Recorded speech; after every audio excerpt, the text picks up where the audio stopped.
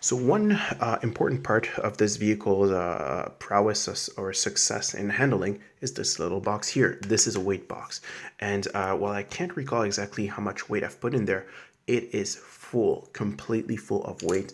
The rear of the vehicle is now the area that has the most amount of weight without the batteries. With the batteries, it is incredibly well balanced. And this shows when it jumps flat and straight. And when you track at full speed, it tracks like an arrow. It's pretty incredible when you know how that vehicle drives when you take it out of the box, and very different experience. So this is a huge contributing factor to the way that this rig works. Now, one thing to pay attention to, and that there's not a there. I think there was a fix. There's a gentleman online, a gentleman from Quebec actually, that I think came up with a fix, but I can't exactly recall what he did.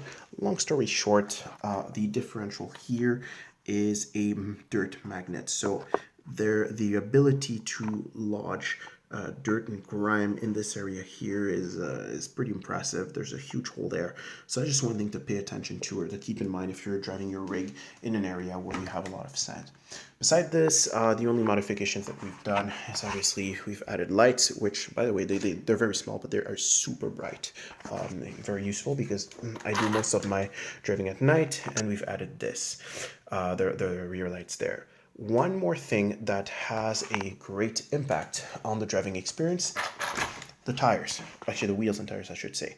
And for those who know the Losi Super Rock Ray, well, in fact, this is the spare. These wheels come directly from the Losi Super Rock Ray. The issue that we've had, though, is that the spindles and the C-hub base barely fit, and you can tell that my rim has been shaved somewhat a little bit there. So if you do use those wheels, I really recommend that you make sure that you set your travel for your servo appropriately, so that you're not putting any strain on the servo and you're protecting it. So just be mindful of that, and your turning radius will be a bit wider because obviously otherwise you'll have some rubbing.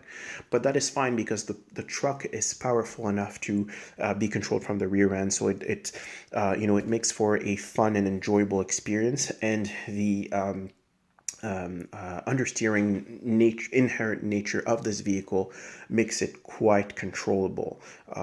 So this is a huge plus. I would highly recommend it. They do not balloon.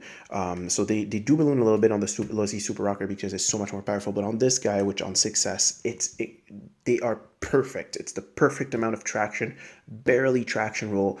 Whichever surface you may throw at it, they work well. One flaw that is that I'm going to be addressing, as you can see, my battery trays. The battery trays are incredibly small. They are, for the most part, useless, and I have ordered very cheap battery trays from China, so we'll see when that comes in, which I will be gluing right here and on the other side, so that I can have normal size batteries. These guys are HRBs, 5,500 mAhs, 50 Cs, I believe, 3S. They don't fit. And it's unfortunate because this vehicle is literally a rocket with those. So that's it for the Yeti XL. Now let's discuss the Losi Super Rock Ray.